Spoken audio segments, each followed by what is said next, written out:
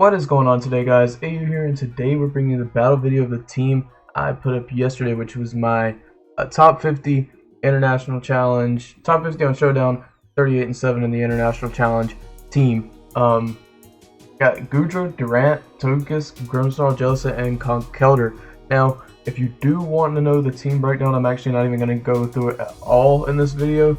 I'm just going to do this little intro part and go right into the battles. But if you want to see the team breakdown, I've got a very in-depth version of it that I posted yesterday, so I'll link that in the right hand corner right now. It'll also be at the end of this video and in the description, so just watch this video all the way through and you'll have an easy way to get there. Now, I'm also going to say the rental code for this team for in-game is going to be in the description. I didn't put it with yesterday's video because I always put it out with the battle video, but it's going to be in the description. But if you use that rental code, just know you can't take it to a VGC tournament. These Pokemon are ginned. You're not going to be able to take those to a VGC tournament, so please do not. And if you do, you're going to get in trouble for it, and it's not going to be on me because I've told you not to. The only reason that I'm doing that is because I have school every day, I have homework, I have recording, I have practicing on my own, I have hanging out with my friends outside of all this, and I just don't really have time to breed the Pokemon myself, especially for every video. So most of my rental codes now are probably going to be ginned, especially if I'm not using them at a tournament. Like, I didn't take this team to a tournament, so it wasn't that big of a deal. If you don't like the fact that they are, then you're free to breed up your own and not use my rental code, but that's just how it's going to be for now until I get some more free time. But if I do get free time, I definitely will. I'll let you know if I was able to breed it or not, because I do want you guys to just be able to take it to a tournament. Like, if you want to go to a tournament and you want to use my rental team, then I want you to be able to do it. I don't want to hold you back from that. But this one, sadly, I'm going to have to say that you're not going to be able to take it to a tournament. You're going to have to breed your own. But with that, guys, I'm probably just going to jump right into the first battle here, so I'll catch you guys there. Alright, and we get pretty lucky. We actually match up with the team that you would have seen in Series 2, since this team was built in Series 2, but I think this team is actually still going to be kind of good in Series 3. So maybe we'll be able to run into like a Series 3 team here during this video. But right now, we are met with a Togekiss, Persian, Rotom, Corviknight, Togedemaru, and Conkeldurr. So here I would probably lead. I would probably set up. No, I don't want to really set up Trick Room. Do I want to set up Trick Room? No, I don't think I want to set up Trick Room. He's probably going to lead Togekiss and Rotom if I had to pick anything that he led. Maybe setting up Trick Room here isn't that bad. Maybe I'll go the soft Trick Room route. I'll go Togekiss, Jellicent with Gudra and Conkeldurr.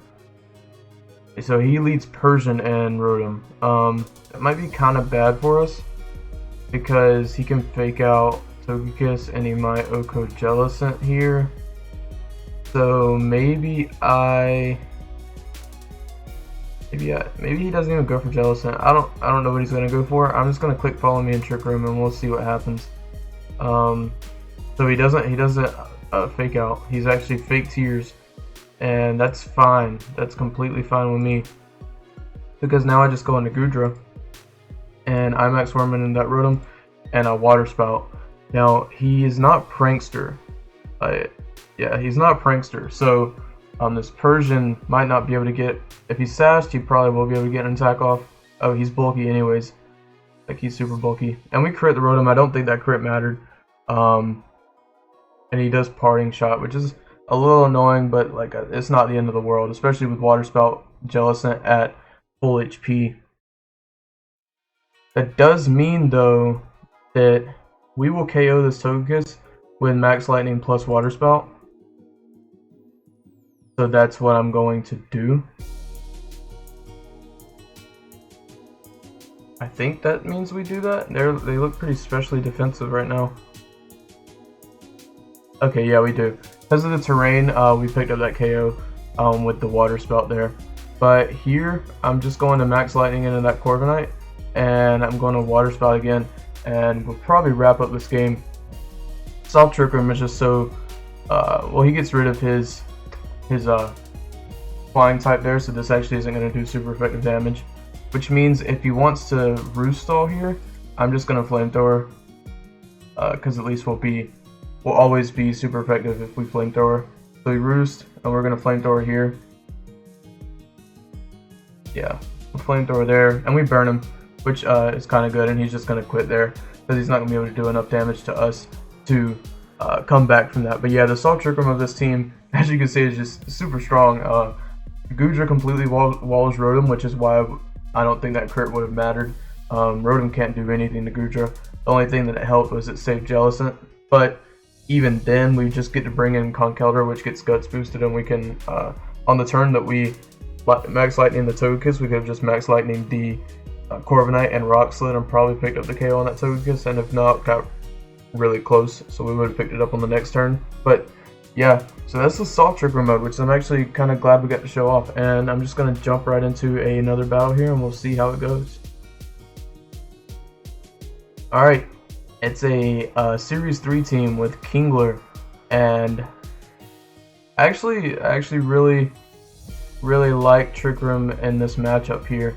The only thing I'm scared of is if they lead that Raichu might be Focus Sash with Helping Hand, and Helping Hand Leaf Storm from Roserade is really scary. So I'll probably just lead Togekiss and Jellicent again, because if you don't know what Kingler does, it lowers our speed, which just makes us better in Trick Room. So we're just gonna go with Togekiss and Jellicent again. And actually, I haven't made my new account yet. I'm planning on, I need to make an alt account for my YouTube videos, because once I start making teams that I'm not really accustomed to using, then I don't want to, what am I trying to say? I don't want to lose my ranking on this one, since I'm like ranked pretty high right now. I think I'm like in the 1700s or something like that. I was top 50 at one point, which you should have seen in the post yesterday, or in the post if you came from Reddit. But yeah, I was top 50 with this team at one point, so I'll end up making another account pretty soon. But here we just get pretty much a free follow me in Trick Room.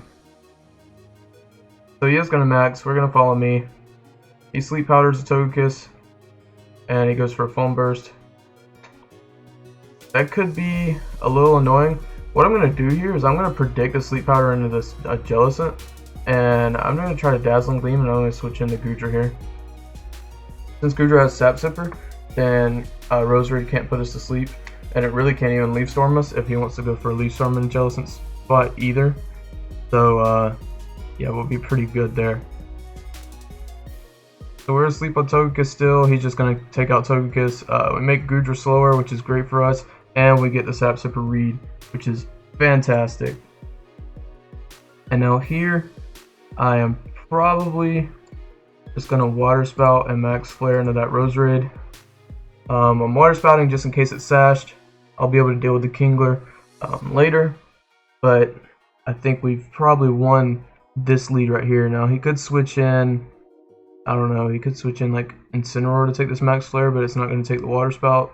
He doesn't really have any safe switch-ins here. He needs to do some damage to the Jellicent to make Water Spout do a little bit less damage.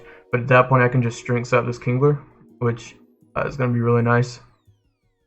So we'll see what he does. He probably knows that he's on his back foot right now. I'm definitely in the driver's seat at this point in the game. So he does switch out into Incineroar, which is completely fine. Completely fine. Because he's going to eat this Water Spout. Only problem is I set the rain up before, I set the sun up before he, what am I saying? I set the sun up before I Water Spouted, which is kind of bad, but I'm probably just going to Water Spout again and go for a Max Lightning here. Like, I don't know what this Incineroar is going to do. It can't Fake Out, it can Parting Shot, but hopefully it dies to the Water Spout, and if it Parting Shots, it's not the end of the world. So we get the Max Lightning off.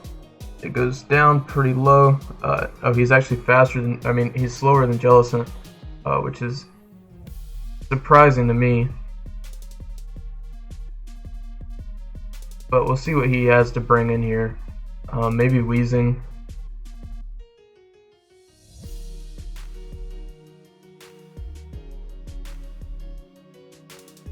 If he brings in Roserade again, it's definitely not safe.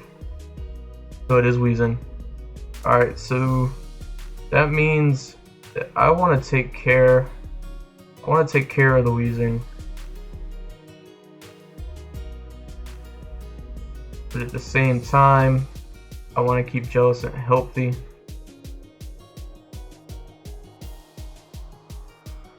So do I just...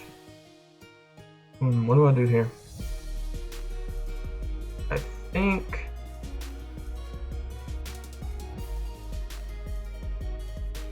this Conkeldurr can deal with the Incineroar. I think I'm just going to try to get as much damage off on that Weezing as I can. So we do not quite half. So he's going back into Roserade here. He Strange Steams. Hopefully we don't get confused. We're going to heal back up here. And we're going to go for a Trick Room again. And then I'm going to switch into Conkeldurr. So yeah, I kind of messed up by setting the Sun before my Water Spout. Had that not happened, had I not forgot that I was -2 speed only on Goodra and not on my Jellicent, then we would have been fine. So it goes for Leaf Storm, and that does KO. But he's at -2 special attack now. He goes for Strange Steam on Conkeldurr. We're going to go back into Goodra here. And I'm going to Flamethrower this Weezing and protect my Conkeldurr. He's probably going to switch out. Yeah, he switches out there.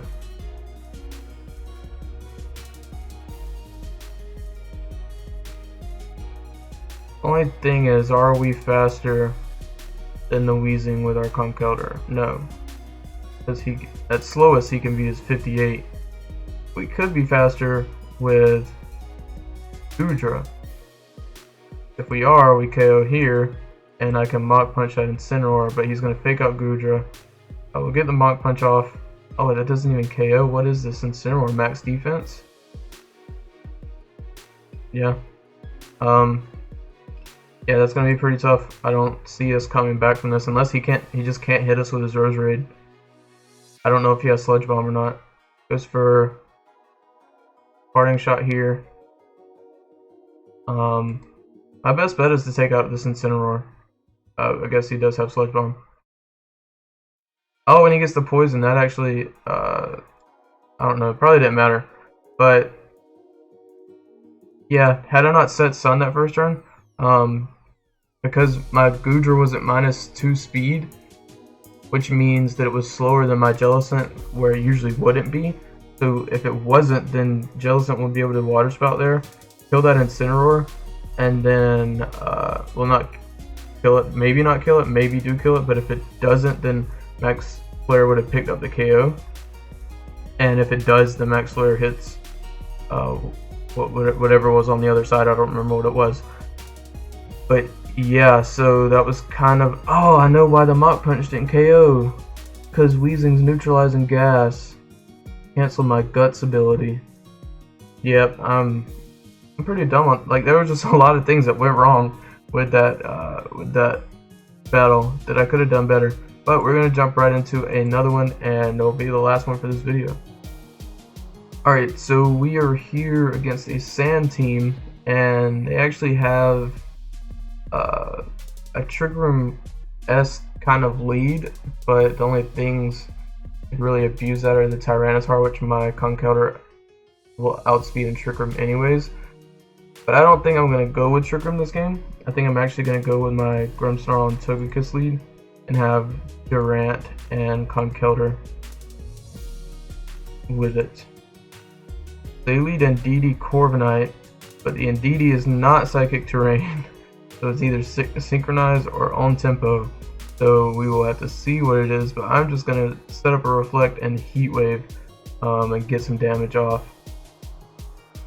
But yeah, kind of weird that it's not Psychic Terrain. I don't know why it would be on tempo or Synchronized. So we set up the Reflect, they go for Mystical Fire. That's fine because we're crit Togekiss. So as long as we get the crits. Okay, well they're gonna forfeit, so I'm gonna leave this in the video, but I'm not gonna end on that battle. I'll do another one. We'll just jump right into another battle right here. I don't understand that whole exchange, but they gave me points, so I don't care. So we'll jump right into this next battle, and this has been taking a while lately. Searching for battles. All right, Durant. Looks like Benji's team. It looks like Benji's team. It could not be Benji's team, but it looks like Benji's team, which means that if he doesn't lead Durant and Togekiss, then I can lead Grimmsnarl and Togekiss. At the point that he does lead Durant and Togekiss, then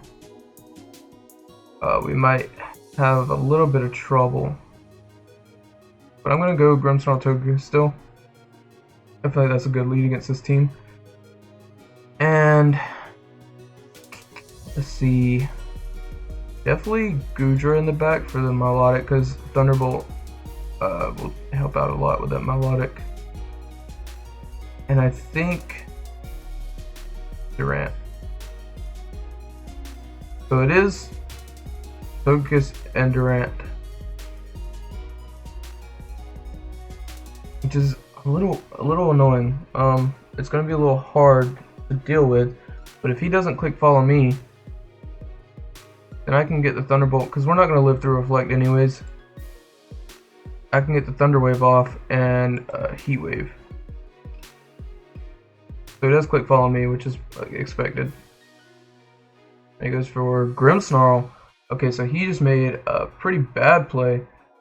If we hit this Heat Wave, yeah, we hit the Heat Wave. Alright, so they made a really bad play going there for Grimmsnarl, but I kind of wanted them to take out Togekiss so we could go into our own Durant and kind of counter sweep. Alright, so they go Chandelure, which is a little annoying, but I'm just going to hard switch back out into Goodra and click Dazzling Gleam here.